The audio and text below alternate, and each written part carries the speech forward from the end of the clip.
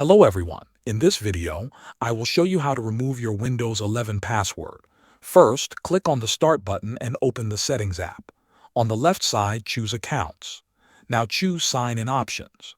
Here you will see different ways to sign into your device. Look for the option called Password. Click on it and then choose Change. Windows will ask you to type your current password. Type it and press Next. When it asks you to enter a new password, leave the boxes empty. Leave the new password box empty. Leave the confirm password box empty and press Next. Windows will now remove your password and go back to the main Sign In Options page. If you are using a Microsoft account instead of a local account, you need to switch to a local account first. Click the option to sign in with a local account instead. Follow the steps and create a local account. After that, repeat the earlier steps to remove the password. Now restart your computer.